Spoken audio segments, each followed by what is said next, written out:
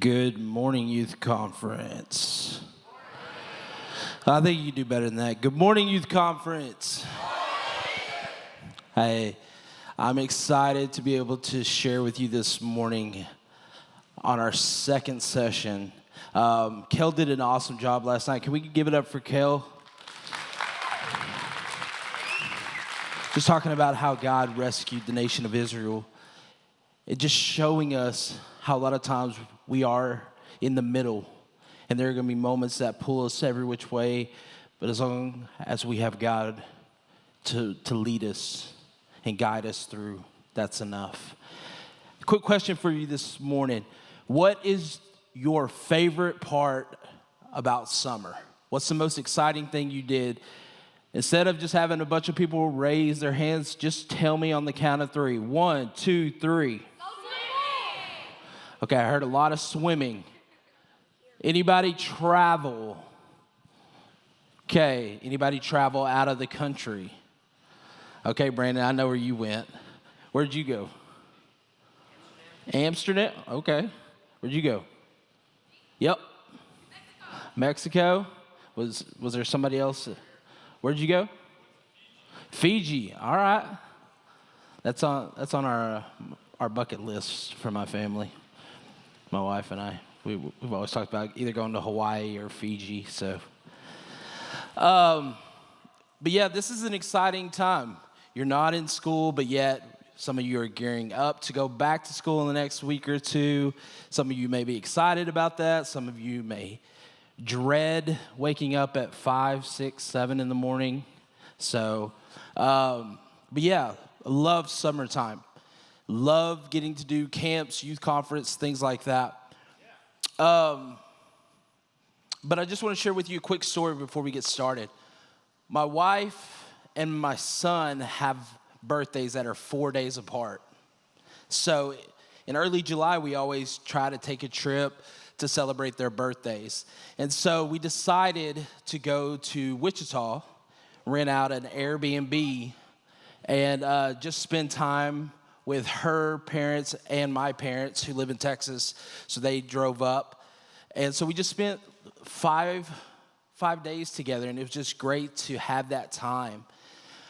But as we were there, and we were just hanging out, eating good food, playing games, I came across this story, and some of you may know what I'm talking about, some of you may not. But did anybody hear about the floods in Texas? It's pretty crazy, right? And we were sitting there, and I saw this story of how basically this camp, where this community is, that the water levels rose 30 feet in just under 1 hour. Something that they knew storms were coming, but they didn't know how severe. They didn't know how crazy the water levels could rise.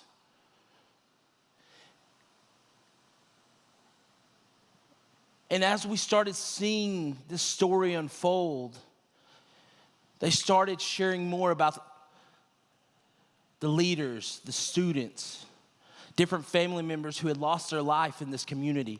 And the numbers kept rising over 100. And your heart begins to break for these families, for these camp leaders, for this community, who all they want to do is serve and help these students grow. And then the tragedy like this strikes. So many people begin to have questions. Why did this happen? How did this happen? Could it be prevented? People begin to get angry. They begin to get sad.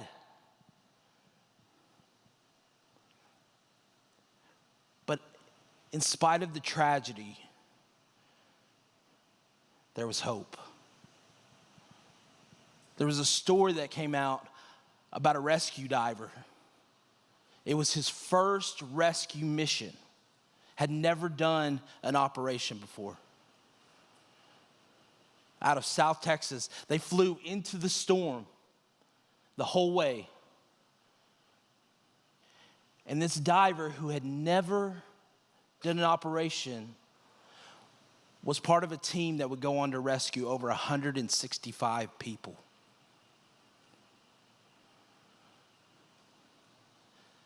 And you see hope among tragedy.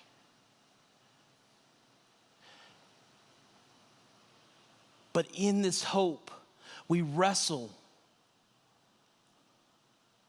with these questions. We wrestle with the burden of loss. We wrestle with the questions.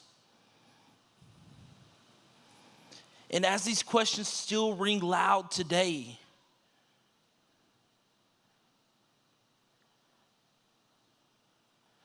where do we turn? What do we do? We talked last night about God rescuing the nation of Israel. This morning we're going to be talking about how Jesus rescued the disciples. Because it reminds me of the story of Peter and the disciples on the Sea of Galilee. So if you have your Bibles this morning, we're going to be in Matthew 14, 22 through 33. And as you're turning there, I just want to give you a background to what is happening leading into these events. You see, the disciples had just came from helping serve with Jesus. And they had just witnessed him doing something incredible by taking 5 loaves of bread and 2 fish and seeing Jesus multiply this to feed 5,000 plus.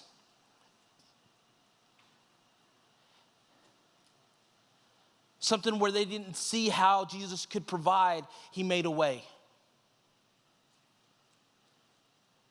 And he didn't just meet the need, there were over 12 baskets full of leftovers. So you come from seeing Jesus move in a mighty way, help provide when there seemed to be no way at all. And you're going from this place where you're like, man, Jesus is doing incredible things. You see their faith growing. You're seeing them experience him on a personal level. Their trust in him is growing. And after they had gathered the baskets, Jesus told them to go on ahead. Because he wanted to spend time with his Father. So if you're in Matthew 14, this is where we're going to pick it up in verse 22. It says this: immediately after this, Jesus insisted that his disciples get back into the boat and cross to the other side of the lake. While he sent the people home, after sending them home, he went up into the hills by himself to pray. Night fell while he was there alone. Meanwhile, the disciples were in trouble far away from land, for a strong wind had risen, and they were fighting heavy waves. And about 3 o'clock in the morning, Jesus came toward them, walking on the water. When the disciples saw him walking on the water, they were terrified. In their fear, they cried out, "It's a ghost!"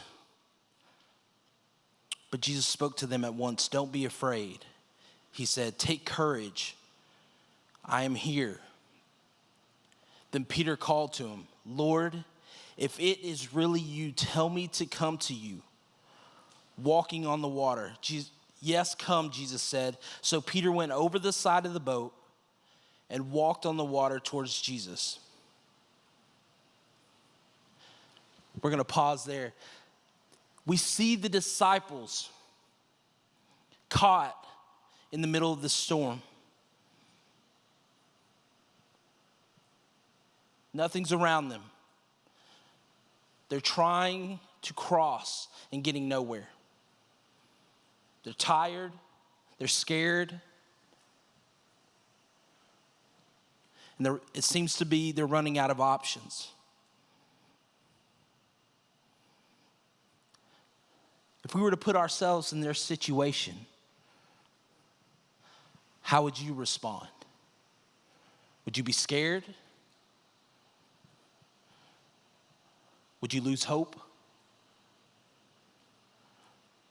Would you give up?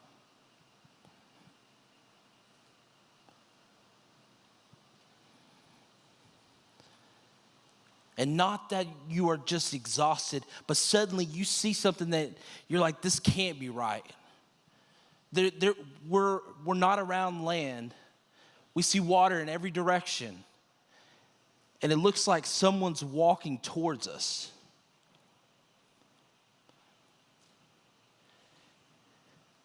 In the face of tragedy, how can there be hope?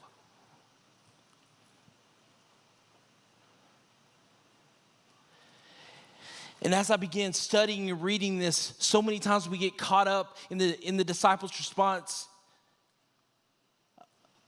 of thinking that the person walking toward them is a ghost because it's not possible.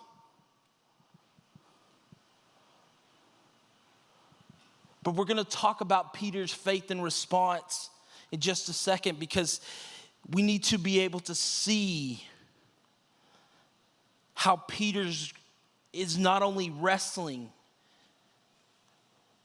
with his faith, but pursuing growth in it. Because in spite of the disciples and their fear and their confusion and their worry and their unbelief of thinking it's got to be a ghost, what does Peter say? He says, Lord, if it's really you, tell me to come to you, to walk on the water. And I read that, and so many times I missed it. And I think we can quickly jump past this if we don't spend a little time in this part of the scripture, because in spite of Peter's worry, in spite of Peter being scared, he still calls him Lord. Even when he's doubting, even when he's unsure, even when he is scared, Peter still calls him Lord. And I think so many times when we are scared, when the storms of life are all around us, we don't know how to respond. Our faith is shaken. Our faith can be strained. We struggle. Sometimes it feels like we take 2 steps forward, 1 step back.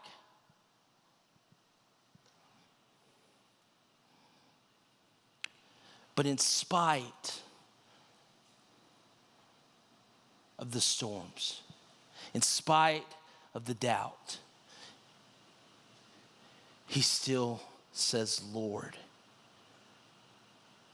if it's you, tell me to come to you. Now we look at this and we think, oh, well, Peter's trying to test Jesus. No, Peter's looking and saying, if that's who I am saying it is, I want to be near him, because he's the hope. He's the one who can rescue when the storms are around me. He is the one who can provide answers when there's more questions that I have. He is the one that I can hold on to when everything around me seems to be crumbling.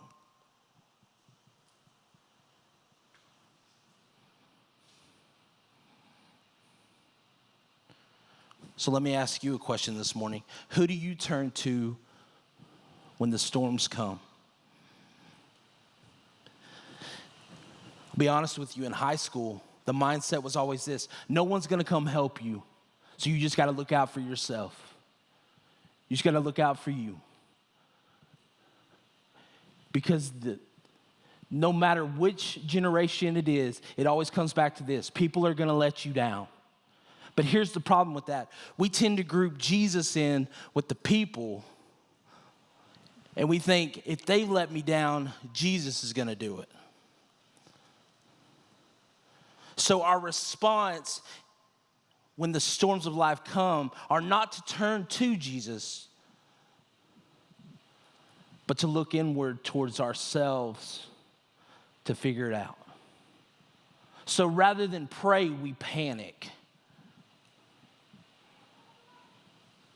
And we go into this fight or flight mode. We become anxious, we become stressed. And we start moving when sometimes it's just about stopping, saying, Jesus, I need you. In this moment, I'm calling out for you to be near.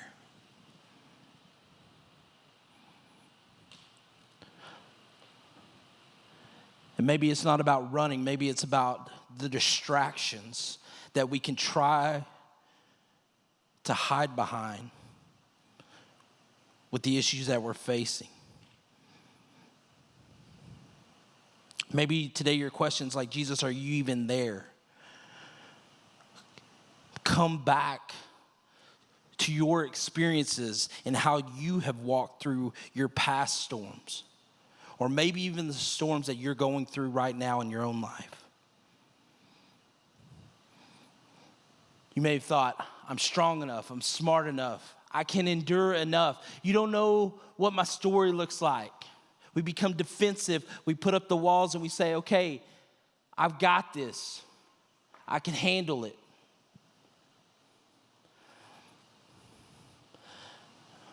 But here's the one thing we don't want to admit to people.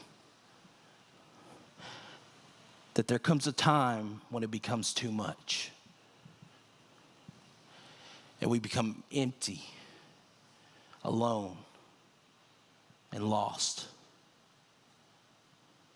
And we can't figure out what's missing.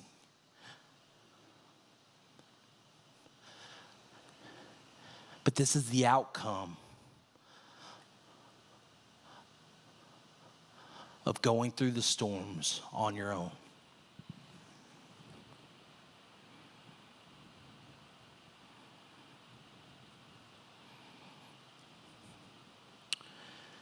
So the response, when we place our faith in Jesus, even in the unknowns of life, we find our response to the storms in life are no longer this: God, are you even there? It transforms from that to, God, I know that you are here with me, and I trust in you. You see, there's a big difference between there and here. There's a separation of the two. Do you see it? There creates the distance. Here means it's personal, it's close.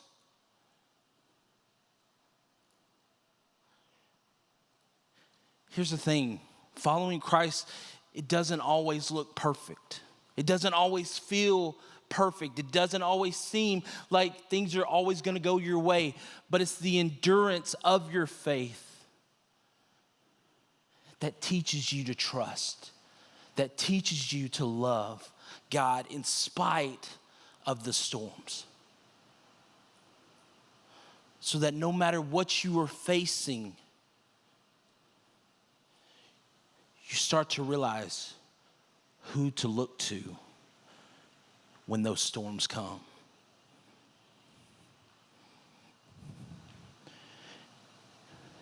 Think about this for a second. In the question that I asked you, who do you turn to when storms come? Why do you turn to them? It's because we want to be near someone that we trust, that we believe in, that we know can listen,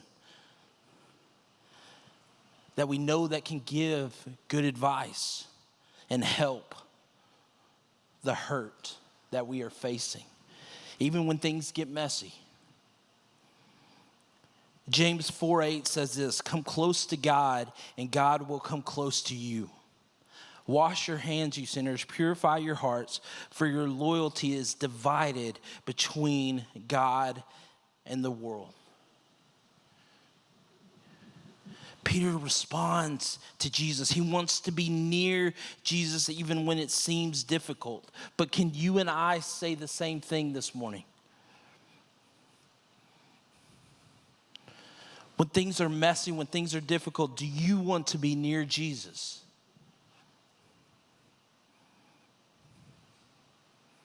Peter got out of the boat when none of the other disciples did. Peter was willing to respond to Jesus. Are you? Would you?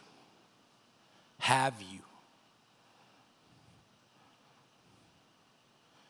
You see, the results of our response are typically we run and hide from Jesus.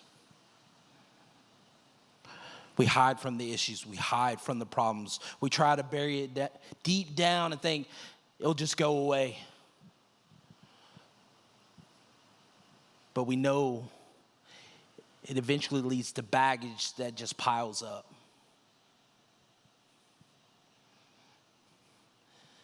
So we become overwhelmed, stressed, and just unsure of what to do next.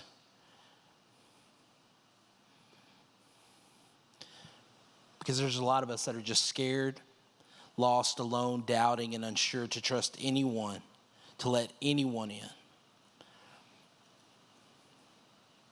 But just as Peter was willing to step off that boat to be near Jesus, it shows us, it encourages us, it invites us to do the same in our response. To come to him.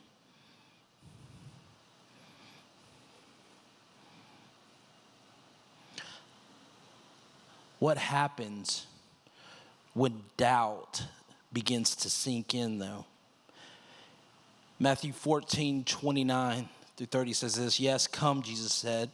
So Peter went over the side of the boat and walked towards Jesus. But when he saw the strong winds and the waves, he was terrified and began to sink. "Save me, Lord," he shouted.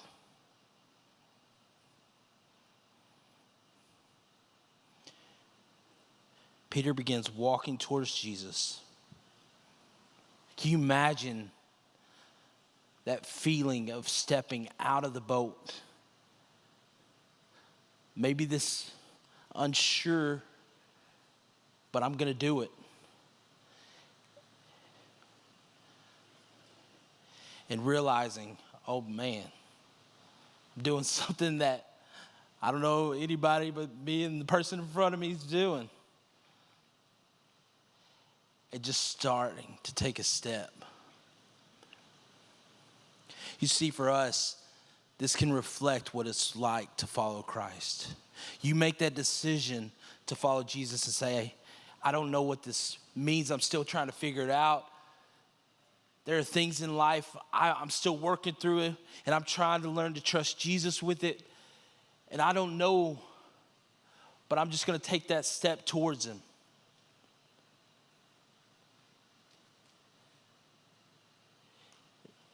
And we have those thoughts.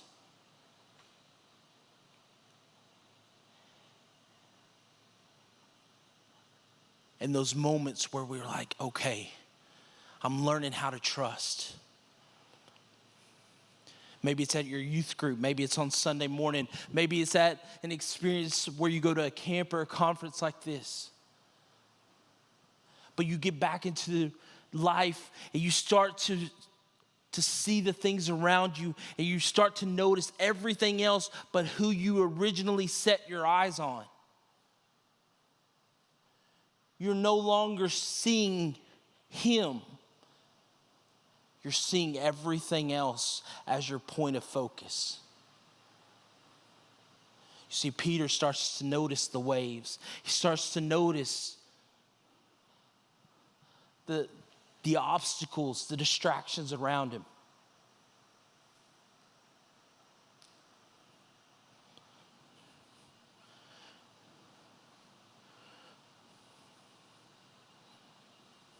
When we don't keep our eyes on Jesus, we lose sight of him. We forget he's in control.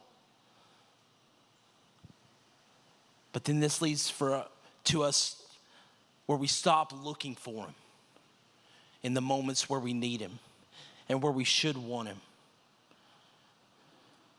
And then we stop wanting to see him at all. And then pretty soon, we stop trusting him. Not only in the storms of life, but just with life in general.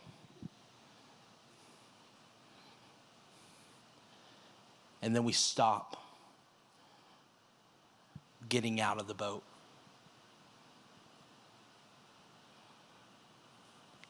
We don't even care to walk near him anymore.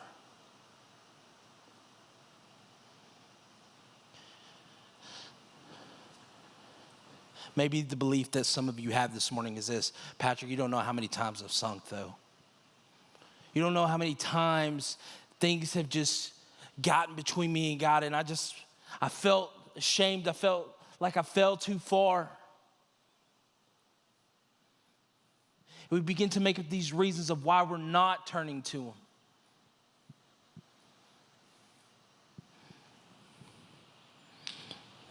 We've forgotten the grace and the forgiveness and the love that he has for us. When you feel like you're sinking in fear, in doubt, in anxiety and stress, what do? Do you turn to God? Do you turn to people? Do you turn to other distractions?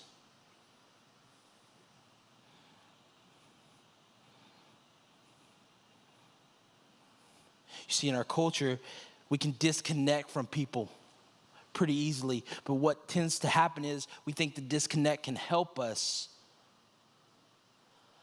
But here's what ends up happening. We start turning to alcoholism, drug abuse, pornography, premarital sex. We start to turn to all these things thinking they're going to fill that void in our life. But then these storms raise more questions and problems and issues than answers. And then we keep going on the merry-go-round of these decisions thinking, okay, I'm doing what I see culture telling me to do, what my friends are telling me to do, what music's telling me to do, and I don't know why nothing's getting better in my life.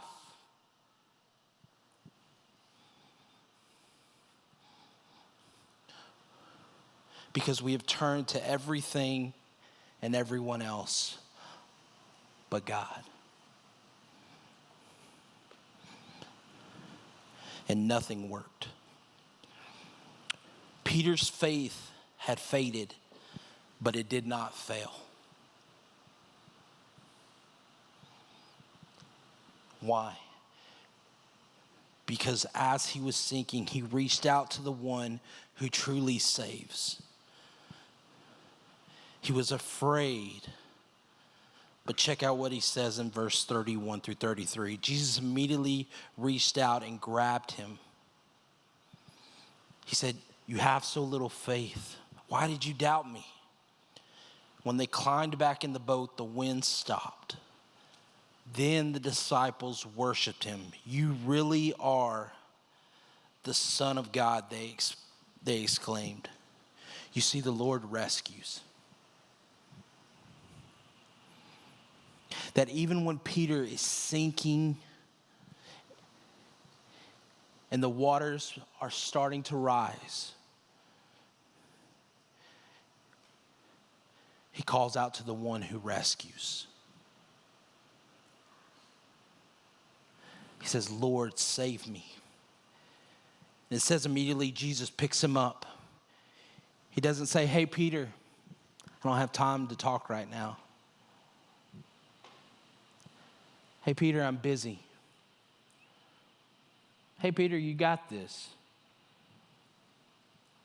No, he picks him up.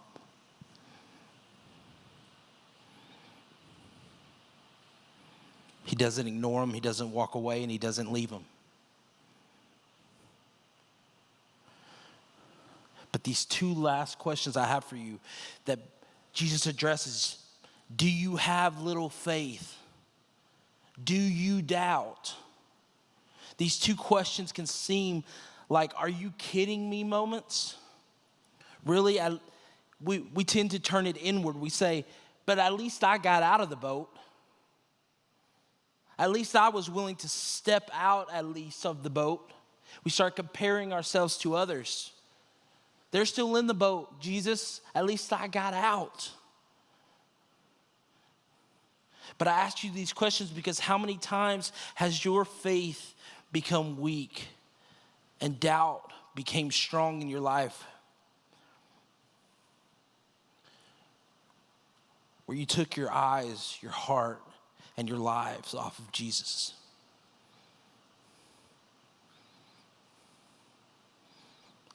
For some of us, too long, our response when life hurts and problems come is to turn away from Jesus, not towards him. I had a mentor growing up, and he said, Patrick, there are 3 things I want you to remember. Life hurts. People can be helpful, but Jesus heals.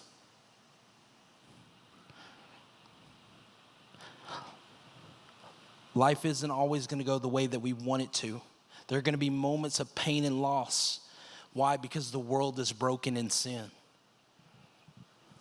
Sin separates us from God. People can be helpful. Those that have turned to Jesus, you have a community, wherever your church, your youth group. You have people around you who can encourage you, pray with you, stand with you.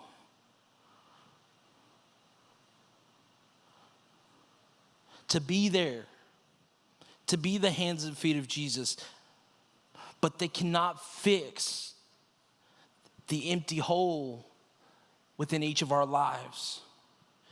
There's only one who can do that. Jesus heals in providing wholeness, forgiveness, and eternal life. Through him, he made it to be one way. He didn't complicate it. One way, one truth, one life through him.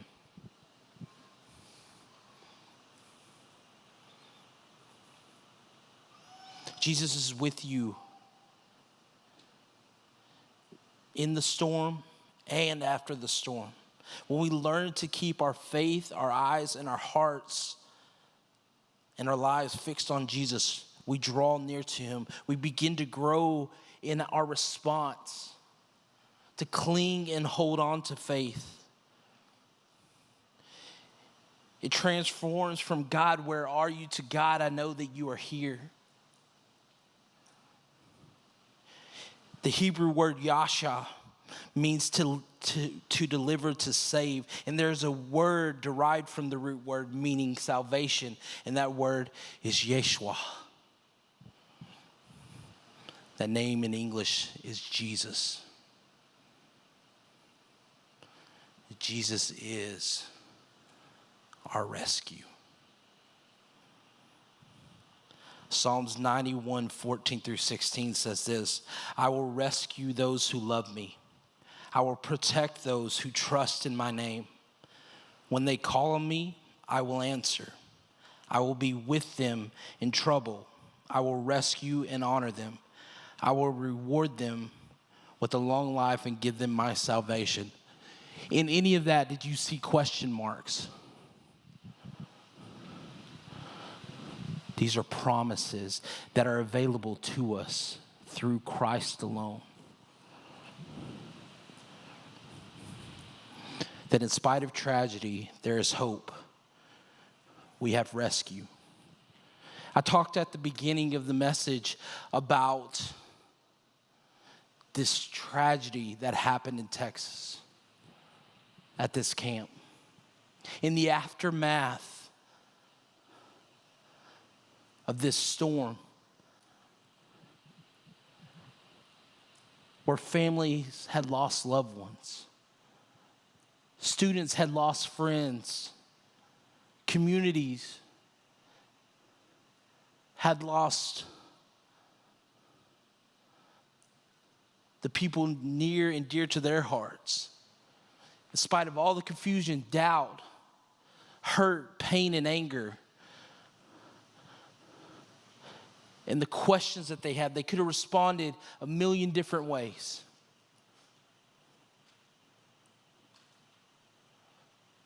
But I want to show you how this bus of campers responded. Check this out.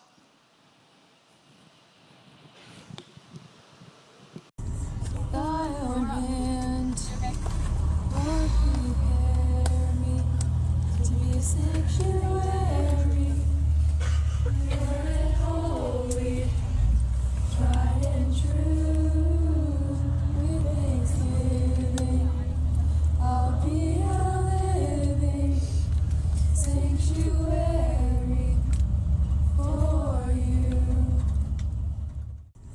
Thy own hand, Lord, prepare. In spite of loss, their response, Lord, prepare me.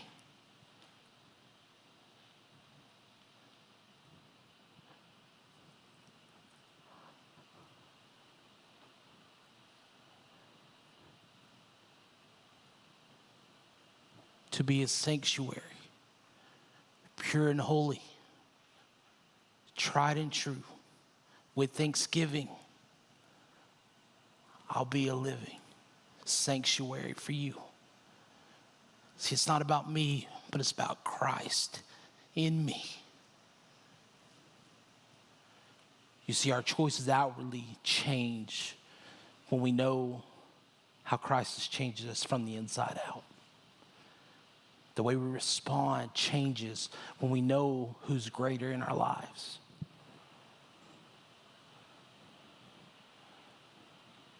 With every head bowed and every eye closed,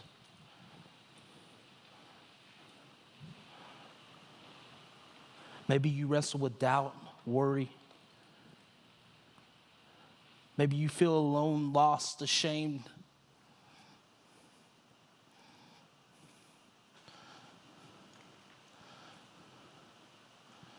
I want you to know that Jesus has made a way to be near him, to walk with him, and to follow him. Heavenly Father, this morning, God, I pray that when the storms of life come in our lives, Father, whether we have faced them, are going to face them, or maybe we're in the middle of them right now, God, that we would turn to you. Jesus, because of your love for us, you have provided a way to go straight to your heart, Father, to lean into you, to be near you. Father, I pray for those that are broken, lost, God, that they would call out to you. That even when doubt sinks in, that they would cling to you and say, Lord, save me. Lord, help me.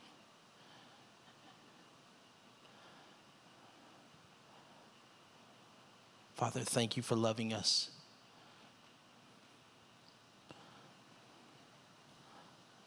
We love you. We praise you. And everybody said,